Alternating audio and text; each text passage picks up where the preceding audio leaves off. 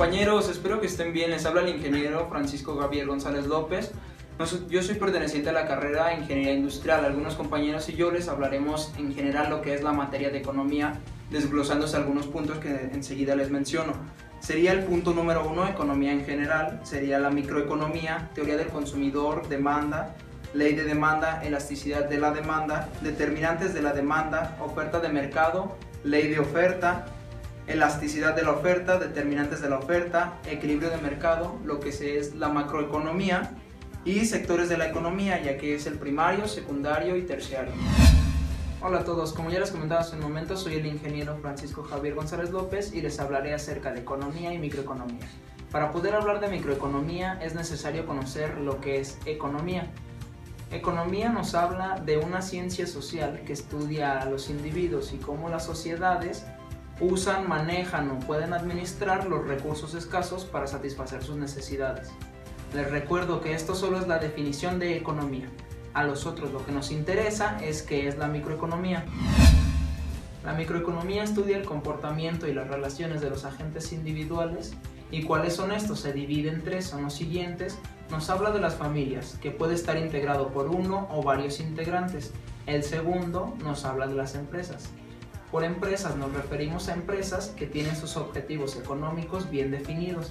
Está el tercero, que es el mercado. Con el mercado hablamos de espacios físicos o no, donde se realizan operaciones de intercambio, como la compra o venta. Decimos que son espacios físicos o no, porque también existe el comercio electrónico. Estos factores antes mencionados estudian las decisiones que toman para cumplir ciertos objetivos. Esta también centra sus análisis básicos en lo que son los bienes, como puede ser qué bienes o servicios producir. También están los bienes, como qué producir de bienes o servicios, y están los precios, como cuánto pagar por algún bien o servicio, y lo que es el mercado, en dónde o para quién producir el mercado, como sería en dónde, si ponemos un ejemplo, en dónde sería más factible producir un iPhone. Igual centra su análisis en los agentes económicos como tal, en el enfoque de interacción o interrelación. Se considera que la microeconomía surge en 1776 con un libro publicado por Adam Smith llamado El estudio sobre la naturaleza y causas de la nación, pero en realidad Alfred Marshall fue el mayor contribuyente de la microeconomía. Él publicó un libro llamado Principios de la Economía, este fue en 1890. De igual manera nos habla también de lo que son los vertientes de la economía. En primer lugar está la teoría del consumidor, en un segundo lugar la teoría del productor y lo que son los estudios o el estudio del mercado. Y bueno, para finalizar hay que recordar que la microeconomía es el estudio del comportamiento y las relaciones de los agentes económicos individuales, es sus interrelaciones o interrelaciones. Bueno, y esto sería todo acerca de la microeconomía. Ya más adelante, cuando estemos en el punto de la macroeconomía, podremos ver un video comparativo de cómo se relacionan o qué es lo que los diferencia. Como es de suponer, la microeconomía es una de las ramas de la economía. Entonces, cabe preguntarse, ¿qué se entiende por economía? Cuando pensamos en economía, tenemos que pensar tres factores. En primer lugar, que es una ciencia, es decir, no es una simple creencia, sino que es el conjunto de conocimientos obtenidos mediante la observación, el razonamiento y la experimentación. En segundo lugar, el objeto de estudio de la economía es la administración de los recursos escasos que requiere el ser humano individual y colectivamente para desarrollarse. Y por último, que la principal finalidad de la economía es mejorar el bienestar de las personas. Y para dar una definición formal diremos que es una ciencia social que estudia cómo las personas, países y organizaciones organizan los recursos para satisfacer las diferentes necesidades. ¿Para qué? Para mejorar el bienestar de las personas. Pero, ¿qué son las necesidades? Una necesidad es el deseo o carencia de algún bien o servicio. La Real Academia Española, entre sus acepciones, define a las necesidades como la carencia de las cosas que son menester para la conservación de la vida. Si pensamos un poco más en profundidad, notaremos que las necesidades son ilimitadas. Nunca llegaremos a satisfacerlas todas. Lo que sí podemos hacer es clasificarlas para poder comprenderlas mejor. las podemos clasificar en primarias y secundarias o psicológicas. Así, las primarias serán aquellas indispensables para la subsistencia, como por ejemplo comer o beber agua. Si pudiésemos prescindir de ellas, son necesidades del tipo secundarias, como por ejemplo comer langosta o tomar alguna bebida en particular.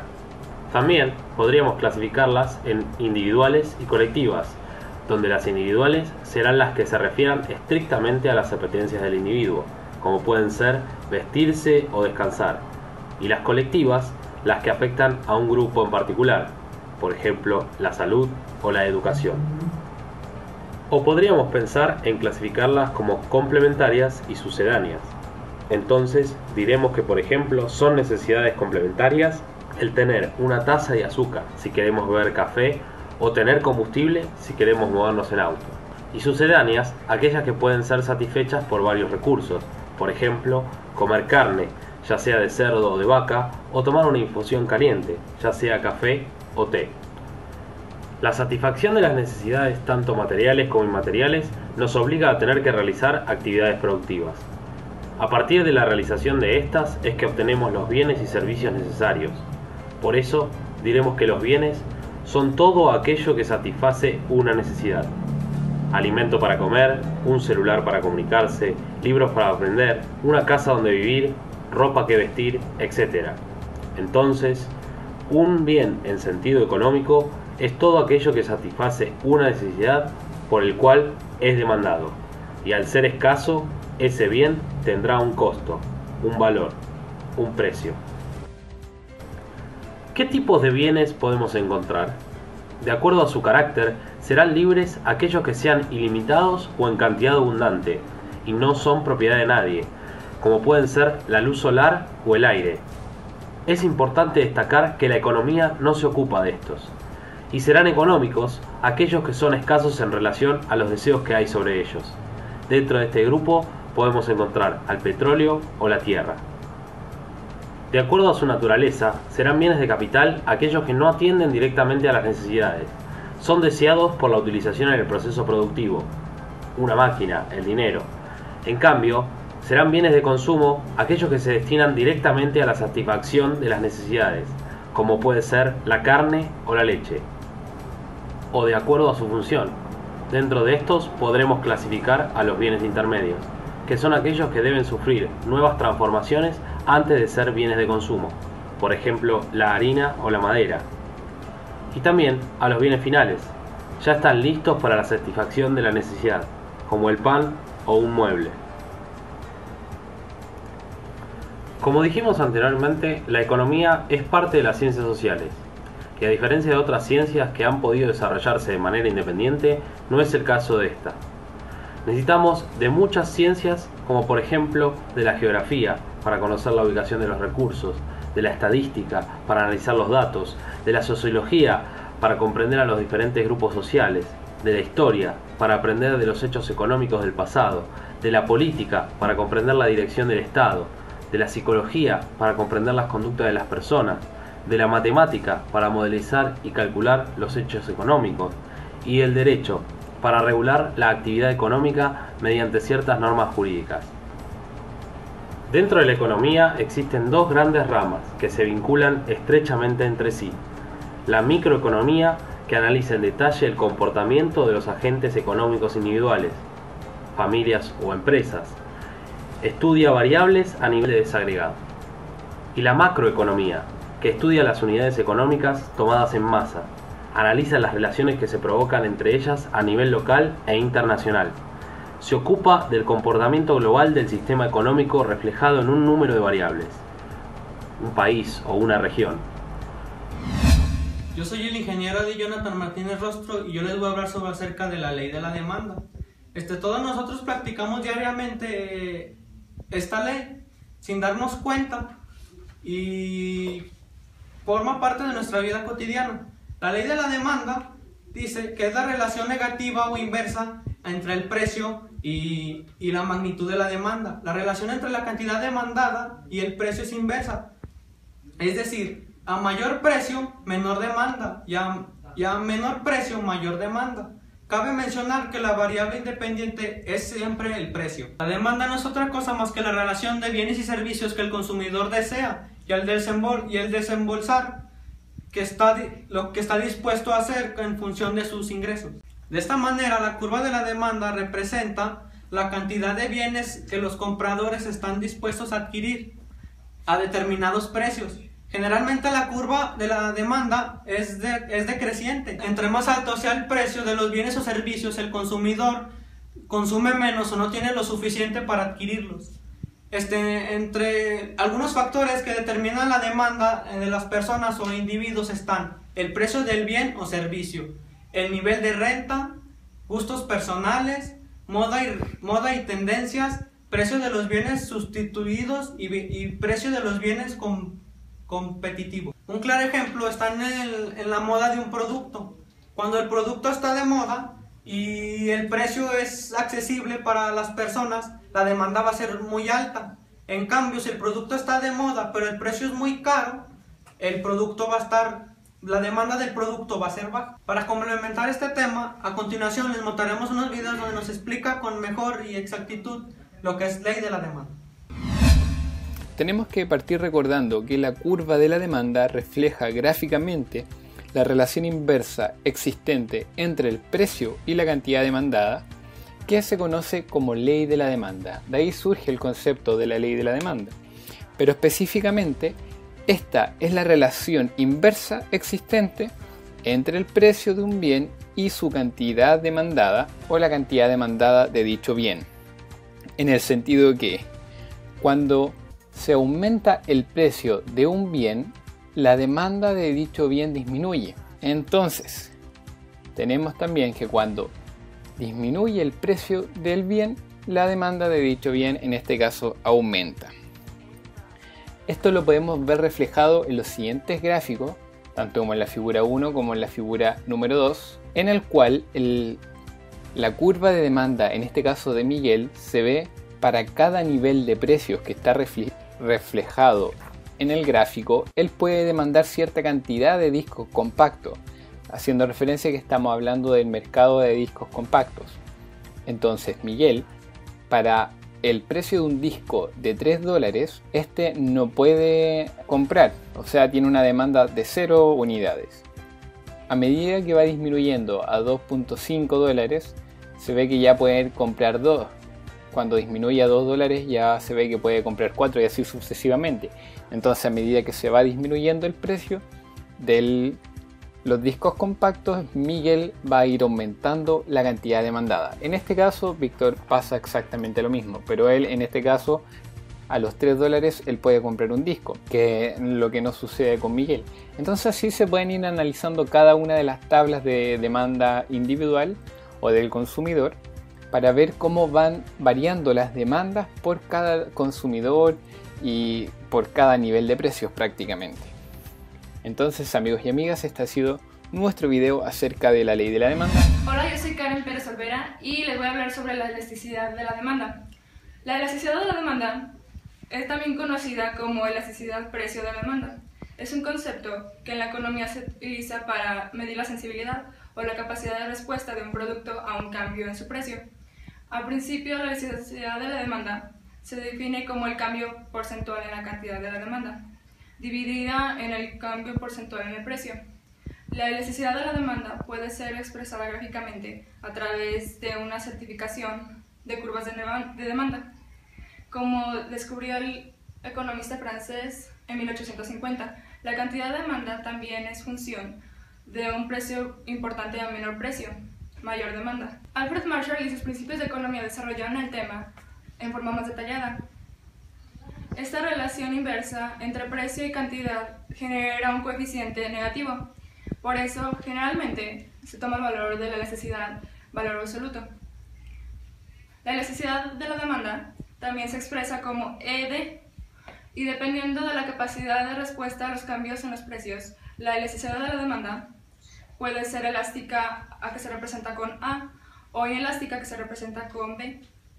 Cuanto más horizontal sea la curva de demanda, mayor es la elasticidad de la demanda. Del mismo modo, si la curva de demanda es más bien vertical, la elasticidad de la demanda será inelástica al precio. Este es el tema que abordamos como parte de nuestros conceptos de economía. De acuerdo a lo que hemos señalado en la necesidad precio de la demanda, se define de la siguiente manera. En general, la demanda de un bien es inelástica. Cuando el coeficiente de elasticidad es menor que en valor 1, es valor absoluto. Esto indica que las variaciones en el precio tienen un efecto relativamente pequeño a la cantidad demandada del bien. Un producto clásicamente inelástico es la insulina. Cuando la elasticidad del precio de la demanda es mayor que 1, se dice que la demanda de este bien es inelástica. Una disminución a la baja del precio de la carne de jamón serrano genera un impacto en la cantidad de la demanda. Por ejemplo, si el precio del jamón disminuye en 5% y la demanda aumenta en un 10%, se obtiene 10 sobre menos 5 es igual a menos 2. La elasticidad de la demanda es igual a 2 en valor absoluto. Como podemos adjuntar, estos son números en dimensiones. La elasticidad de la demanda no es una función lineal. Es un elemento importante para obtener en cuenta y la necesidad de la demanda no es la misma a lo largo de toda la curva de demanda. Es decir, no es una función lineal. Dependiendo del producto, es posible que para precios altos de la demanda sea más elástica que para precios bajos, como enlista en la siguiente gráfica. Como podemos observar, la necesidad es más pequeña a precios más bajos. Esto se debe a que los niveles del precio de la cantidad demandada afectan a los cambios porcentuales. Y esto fue todo por la elasticidad de la demanda. Hola, yo soy el ingeniero Jorge Eduardo López Carrillo. Yo les voy a hablar del siguiente punto, que son determinantes de la demanda. Este punto se divide en varios sectores, bueno, no sectores, sino en varias especificaciones, que nos dice el primero, que es el precio de bien. ¿Esto qué quiere decir? Dice que al aumentar el precio de un bien disminuye la cantidad demandada y viceversa. ¿Esto qué quiere decir? Que al momento de que aumenta un precio económicamente, tiene que disminuir el anterior, o va a ser como una variación de ambos. El siguiente viene siendo que es el precio de bienes sustitutos. Nos dice que si el precio de un bien Y es el bien sustituto del bien X, que aumenta, entonces la demanda de bien X es un aumento.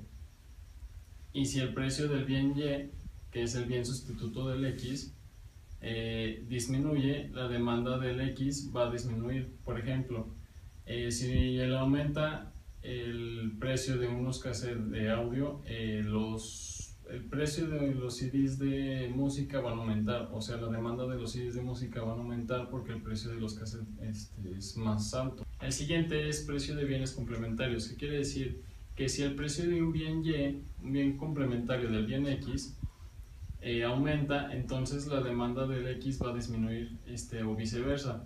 Por ejemplo, si aumenta el precio de la gasolina, por consiguiente, va a disminuir la demanda de automóviles, porque van a buscar algún auto o algún medio de transporte que se les sea más económico por el costo de la gasolina. El siguiente es ingreso de consumibles. Esto quiere decir que en los bienes normales, al aumentar el ingreso de los consumidores, la demanda por un bien va a aumentar y viceversa. Por el contrario, los bienes inferiores, al aumentar el ingreso del consumidor, la demanda de este bien va a disminuir. Esto quiere decir que entre más se aumente el consumo de estos bienes normales, puede ser como contradictorio que pueda disminuir. Otro de los puntos quiere decir que es gestión, gustos y preferencias. Este punto se enfoca más que nada a que muchas veces nosotros lo que hacemos, que tenemos gustos por moda o por comprar cosas que son innecesarias. Entonces, ¿esto qué quiere decir? Que va a haber una mayor demanda porque algún producto es novedoso o es bueno. Un claro ejemplo es, por ejemplo, no sé, el iPhone. Sale un teléfono nuevo y pues es la novedad y todo el mundo lo quiere. El siguiente es la población. Lo que es la población nos está diciendo que es más que nada cuando se empieza a aumentar la población en una ciudad o en algún estado, por ende va a aumentar el tipo de consumo o la demanda para ciertos consumos, porque como es mayor la cantidad de personas que van a hacer ese tipo de consumo, mayor va a ser la demanda. Y por último, bueno, vienen siendo lo que son precios futuros esperados. ¿Qué quiere decir esto? Muchas veces por mercadotecnia o por alguna situación, las empresas o las tiendas lo que hacen es como anticipar que va a haber un aumento de precio o una baja de precio. ¿Esto qué quiere decir? Que con eso va a hacer que aumenta la demanda o disminuya, que eso rara vez pasa. Pero por ejemplo es como en las gasolineras, aumentan el precio y por ende pues, va a disminuir el consumo de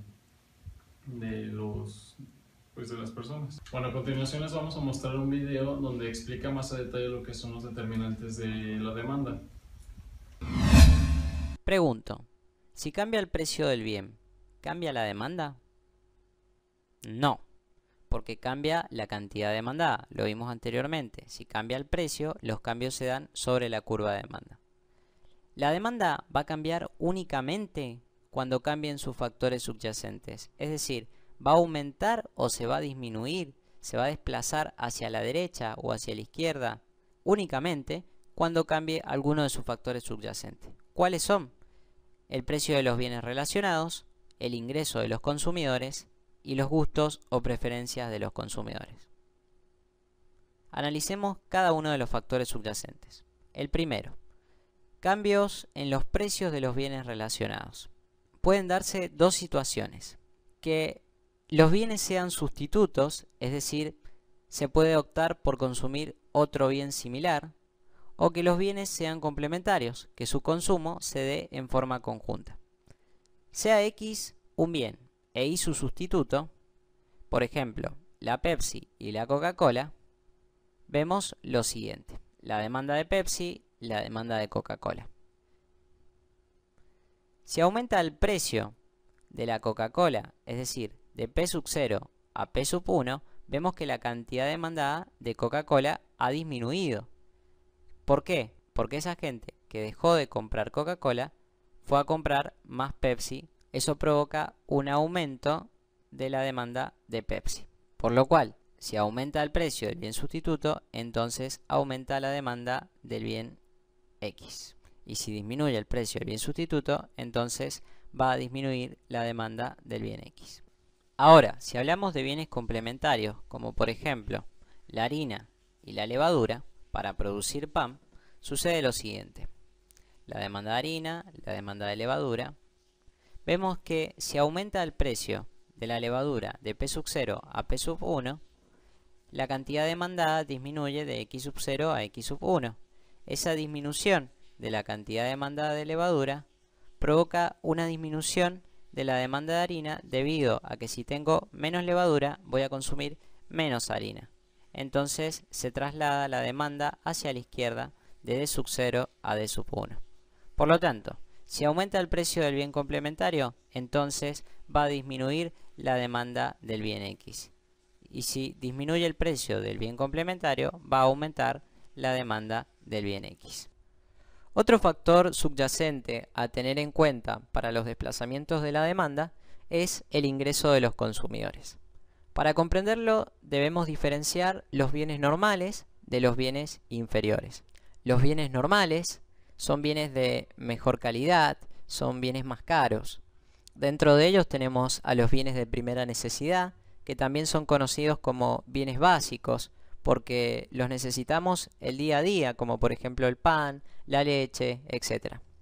Y el otro tipo de bienes normales son los bienes normales de lujo, que como su nombre lo indica, nos los permitimos para darnos un lujo. Por ejemplo, lo que serían las joyas, un auto nuevo, etc.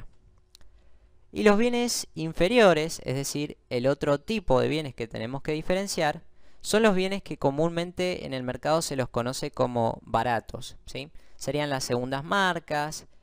Por ejemplo, si queremos comprar prendas de baja calidad o un auto usado, estamos hablando de bienes inferiores. Ahora, ¿qué relación existe entre la demanda y el ingreso de los consumidores?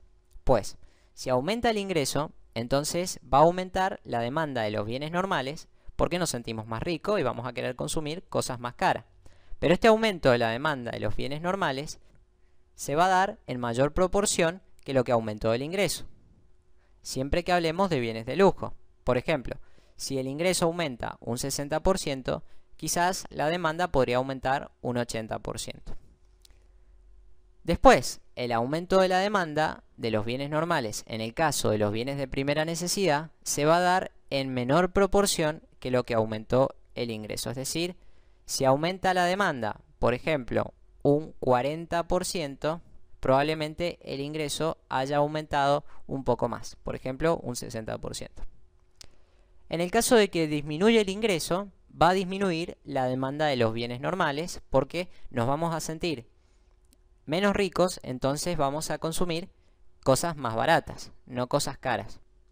Y en cuanto al manejo de cuánto es la proporción que disminuye la demanda cuando disminuye el ingreso, se da de la misma forma que como lo vimos en el anterior.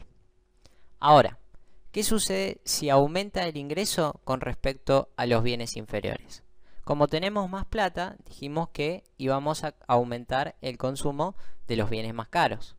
Por lo tanto, los bienes inferiores, que son más baratos, va a disminuir su demanda. Ahora, si disminuye el ingreso, no vamos a comprar cosas más caras. Entonces, va a aumentar la demanda de estos bienes inferiores porque tenemos un ingreso más limitado. Ahora veamos gráficamente esto que hemos dicho. Si disminuye el ingreso de los consumidores, si es un bien normal, ¿qué va a suceder? Obviamente la demanda va a disminuir, porque como lo dijimos, nuestro ingreso se ve limitado y vamos a comprar cosas más baratas, no cosas más caras. Entonces vemos que si teníamos esa demanda del bien normal, ahora ante una disminución del ingreso de los consumidores, la demanda disminuye, es decir, se desplaza de D sub 0 a D sub 1 en forma paralela y hacia la izquierda. Ahora, ¿qué sucede si disminuye el ingreso de los consumidores con respecto a los bienes inferiores? Como tenemos el ingreso más limitado, compramos cosas más baratas. Entonces, la demanda de ese bien inferior se traslada hacia la derecha y hacia arriba en forma paralela de D sub 0 a D sub 1. Ahora veamos el tercer factor subyacente de la demanda y el más sencillo, que es el de los cambios en los gustos o preferencias de los consumidores. Si aumentan los gustos o preferencias de los consumidores, va a aumentar la demanda porque como me va a gustar más consumir ese bien o lo voy a preferir más que antes, entonces se desplaza la demanda hacia la derecha en forma paralela y hacia arriba. Ahora, si disminuyen los gustos o preferencias, obviamente va a disminuir la demanda. Vemos la demanda del bien que nos gustaba, ahora no nos gusta o nos gusta menos. Por lo tanto, disminuye su demanda. Hola, ¿qué tal compañeros? Soy el ingeniero Juan Armando Martínez Cervantes y les vengo a hablar sobre la oferta del mercado. Antes de hablar sobre este tema, vamos a saber qué es oferta y qué es mercado. Bueno, la oferta es el conjunto de bienes y servicios que se ofrecen en el mercado a un momento determinado y con un precio concreto. En base a esto, se puede decir que la oferta son la cantidad de bienes y servicios que se ofrecen para ser consumidos. Ahora bien, vamos a saber lo que es el mercado. Bueno, este es el lugar donde se reúnen los oferentes y demandantes y es donde se determinan los precios de los bienes y servicios a través del comportamiento de la oferta y la demanda que los productos llegan a tener. Por ejemplo, tenemos, no sé, la gasolina, productos o servicios que uno como ser humano tiene que utilizar y es ahí donde se van ofreciendo los precios y se van determinando varias cosas. Se dice también que existe la competencia perfecta. Esto es cuando un mercado es competitivo y el producto es homogéneo y los compradores tienen las herramientas para decidir si el precio que se les pide es el real. O sea, que si, por ejemplo, piden cierta cantidad a un producto, el precio que se llega a pedir, los compradores no lo pueden respetar y lo pueden cambiar. Loca, loca, te volviste. Son 30,000 pesos, señora. ¿Qué? ¿30,000 pesos? Pero si hace una semana llenaba con 26,000. Así es el mercado, señora. Yo no pongo los precios. Los limones están a 570 el kilo. Ah, 570 pesos. Yo los tengo a 420, caserito. ¿Pero cómo? ¿Más barato? Así es el mercado. ¿Alguien nos puede explicar quién diantres es ese tal señor Mercado? El mercado no es una persona, amigos. Sin embargo, tiene un comportamiento complejo que se rige por la oferta y la demanda. La demanda es la cantidad de bienes, en este caso los limones, que los consumidores están dispuestos a adquirir en el mercado. Y la oferta es la cantidad de limones que pueden venderse a un precio determinado en un momento dado. De la relación entre oferta y demanda surge el precio del producto o servicio. Si hay mucha demanda de un producto y pocas ofertas, el precio tiende a subir. Pero si hay mucha oferta de un producto, el precio tiende a bajar. Así con la oferta y la demanda. No es tan complicado. Si aprendemos sus reglas, jugamos mejor y ganamos. ¿Alguien dijo jugar y ganar? Hola compañeros, mi nombre es Juan Martín Martínez Rostro. Yo les voy a hablar de lo que viene siendo la ley de oferta. ¿Qué es la ley de oferta? Como definición tenemos lo que viene siendo la ley de oferta. Es la cantidad que se desea ofertar de un bien o un servicio, tanto mayor cuanto mayor sea su precio. ¿Qué nos quiere decir esto? Bueno, a medida que el precio de un producto aumenta, más gente, más empresas lo quieren estar produciendo. ¿Para qué? Para llevarlo a todos los puntos de la tierra. ¿Para qué? Para que esté al alcance de más personas, de la mayoría de la población. Por ello es que muchos productos, bueno, al comienzo de su producción, empieza una producción barata. Con ello conlleva a que hay más venta, más producto ofrecido. En esto llega otra empresa a la cual empieza a producir el mismo producto y hay más producto disponible y por ello va aumentando su precio. Por ello se le llama ley de oferta. Bueno, a continuación les hablaré de lo que viene siendo la elasticidad de la oferta. Bueno, elasticidad o precio de la oferta o simplemente elasticidad de la oferta. Refleja el grado en el que la cantidad ofrecida de un bien o un servicio responde ante variaciones en su precio. Por consiguiente, si la elasticidad de la oferta es 0, se dice que la oferta es perfectamente inelástica. Si la elasticidad es menor que 1, se dice que la oferta es inelástica. Si la elasticidad es 1, se dice que la oferta tiene elasticidad unitaria. Si la elasticidad es más que 1, se dice que la oferta es elástica. Por consiguiente, si la elasticidad es infinita, se dice que la oferta es perfectamente elástica. Como lo podemos ver aquí en el gráfico, en el aumento de precios es poco y en las cantidades ofrecidas es más.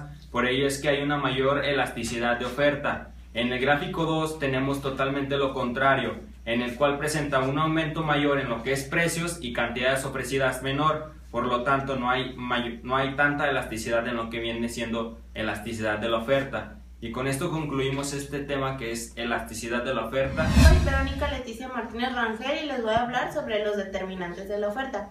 Vamos a comenzar con los impuestos y los subsidios.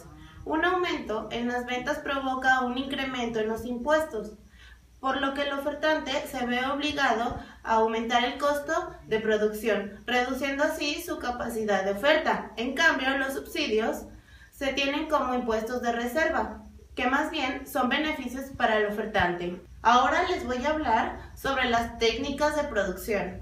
Mientras mejor equipamiento tenga el ofertante, mejor su capacidad para elaborar bienes y servicios.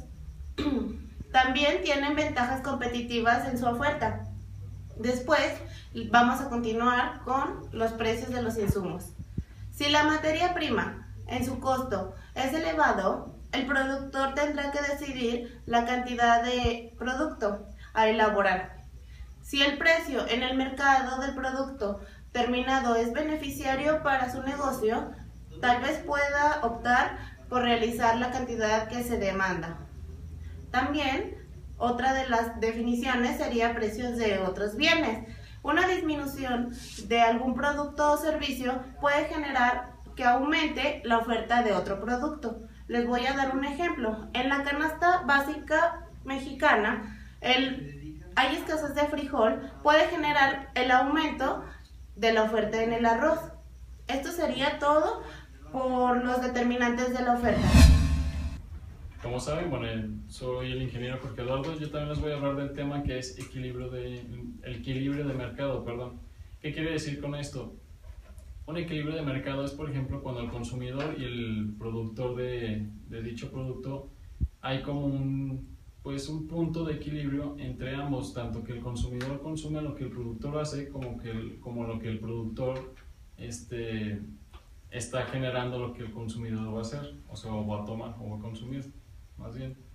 Esto quiere decir que, por ejemplo, una empresa, si produce más de lo que el consumidor está haciendo, va a tener excesos de producto o va a tener como un mayor stock en su empresa.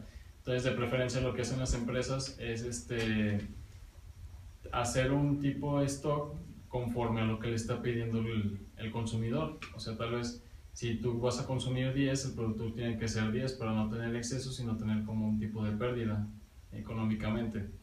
En pocas palabras, esto viene siendo lo que es el equilibrio de mercado. Tiene que haber un equilibrio entre productor y consumidor para que ambos tengan, no haya como un nivel o un equilibrio económicamente. Enseguida también les vamos a mostrar un video donde se les explica más a detalle o se les da como a entender un punto más claro de lo que es un equilibrio de mercado.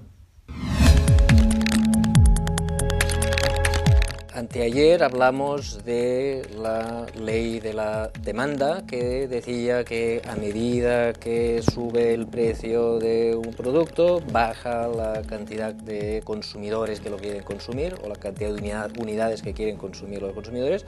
Ayer vimos la ley de la oferta, que nos dice que a medida que sube un precio, la cantidad de productores que están dispuestos a producir el producto aumenta, porque hay más empresarios que pueden sufragar los costes cuanto más alto es el precio. Hoy tenemos que hablar de qué pasa con la unión de estos dos conceptos, de la oferta y la demanda. La unión entre la oferta y la demanda es lo que ayuda a los economistas a decidir o a interpretar los precios que observamos. Una cosa es la cantidad que la gente está dispuesta a consumir o a producir para cada precio, o el precio que están dispuestos a pagar los consumidores por cada unidad. Otra cosa es el precio que se observa en el mundo cuando vamos a comprar.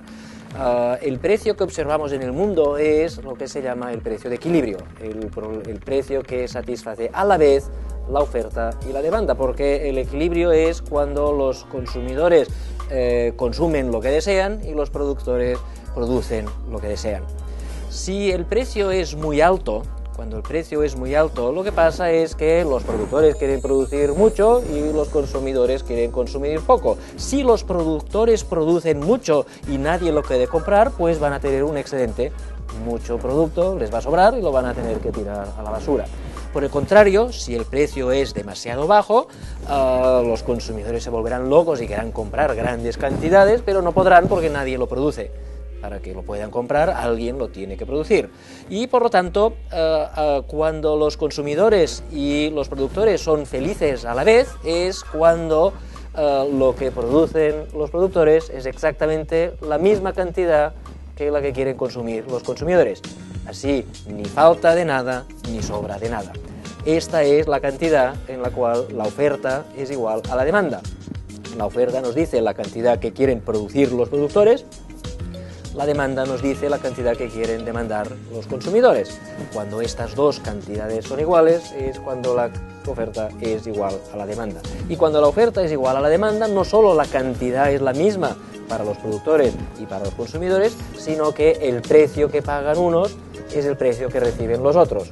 Cuando un consumidor va a la tienda, el precio que paga es exactamente el precio que recibe el productor. Cuando el precio de unos es el mismo que el precio de otros, la cantidad de uno es la misma que la cantidad de otros, eso es lo que se llama el equilibrio de mercado. Hola, ¿qué tal, compañeros? Soy el ingeniero Hugo Ángel Ornelas Olmos y hoy vengo a platicarles sobre el tema de la macroeconomía. La macroeconomía es una parte de la economía que se encarga de estudiar el funcionamiento en general, así como las políticas que se llevan a cabo a gran escala, por ejemplo, a nivel país. Algunas de las variables en la macroeconomía son el Producto Interno Bruto, la tasa de desempleo, los niveles de impuestos o niveles de interés, entre otros. A diferencia de la microeconomía, la macroeconomía se encarga de buscar una perspectiva más general, mientras tanto la microeconomía se encarga de una perspectiva individual. Entre estos, las variables utilizadas son muy distintas. Por ejemplo, en la macroeconomía, el Producto Interno Bruto se encarga de estudiar las empresas a nivel mundial, mientras la microeconomía se encarga de estudiar solo una empresa. Aunque estas dos sean diferentes, no son totalmente independientes. Necesitamos ambas juntas para poder comprender así lo que es la economía en sí. Los macroeconomistas desarrollan modelos que explican la relación entre factores de ingreso nacional, la producción, el consumo, el desempleo, la inflación, acción, inversión, comercio internacional y finanzas internacionales. Como conclusión, tenemos que la macroeconomía se encarga de estudiar los procesos a un nivel mucho más grande, a diferencia de la microeconomía que estudia los niveles individuales o pequeños, hablando de solo una empresa. La macroeconomía se encarga de generalizar y englobar todo en una sola parte. A continuación, compañeros, les podremos mostrar unos videos que les enfocarán un poco más este tema y lo comprenderán de una mejor manera. En la macroeconomía, el papel del gobierno es fundamental y consiste en mantener una buena política monetaria para conservar la estabilidad económica, evitando gastar más de lo que recibe, realizando una adecuada distribución de los recursos y ayudando a las empresas a mantener en marcha la economía. Todas las variaciones que un gobierno realiza se hacen con la finalidad de influir en el nivel de actividad económica y lograr mayor bienestar para todos los habitantes. Como vemos, cada uno de nosotros estamos involucrados directamente en la toma de decisiones de nuestro gobierno. Y así llegamos a un punto importante, los indicadores económicos, que son las señales que nos muestran si la economía del país es saludable o, por el contrario, necesita de algunos ajustes. Y cómo esto afecta nuestras decisiones financieras personales y tienen un impacto directo en nuestra vida, hablaremos de ello en el siguiente segmento. Las personas a lo largo del tiempo trabajamos para obtener, transformar o bien intercambiar los recursos naturales y utilizarlos en nuestro beneficio. Para ello realizamos actividades económicas que pueden pertenecer a los sectores ya sea primario, secundario o bien el terciario. Actividades de los tres sectores están ligadas entre sí. A continuación se las mostraré una por una, lo que es el sector primario, sector secundario y el sector terciario. El sector primario incluye todas las actividades donde los recursos naturales se aprovechan tal como se obtiene de la naturaleza, ya sea para alimento o para generar materias primas. Entre lo que es el sector primario podemos englobar lo que es la agricultura, la explotación forestal, ganadería, minería y pesca. El sector secundario o bien sector industria se caracteriza por el uso predominante de maquinaria y el proceso cada vez más automatizados para transformar las materias primas que se obtienen del sector primario. Esto incluye lo que son fábricas, talleres, laboratorios, de todos los tipos de industrias. De acuerdo a lo que producen, sus grandes divisiones son construcción, industria, manufacturera y electricidad. El sector terciario de la economía no se producen bienes materiales. En este se reciben los productos elaborados del sector secundario para su venta. También nos ofrece la oportunidad de aprovechar algunos recursos sin llegar a ser dueños de él, como es en el caso de los servicios.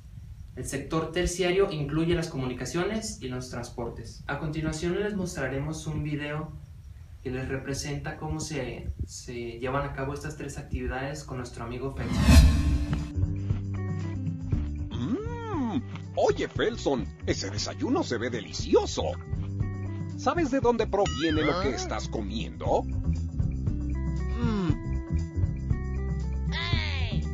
¡Ay, no! ¡No, Felson! Los productos no vienen del refrigerador. Tus papás los compraron ya elaborados, pero su origen es un campirano cerdito. Muchos de los recursos que nos provee la naturaleza son transformados por el hombre para satisfacer necesidades diversas, como alimentos, muebles y ropa principalmente. A esta transformación la conocemos como actividad económica. Una actividad económica muy cercana a nosotros es la ganadera. De diversos animales como vacas, borregos, cerdos y cabras se transforman en una gran variedad de productos que son consumidos por nosotros. Por ejemplo, la vaca lencha es el principio de un proceso de transformación en tu mesa con diversos productos lácteos, como la leche, queso y crema que disfruta Felson. Ahora Felson ya sabe de dónde provienen los productos que consume. Oh, no te apenes, Felson. Yo también me imaginé una sabrosa torta de jamón.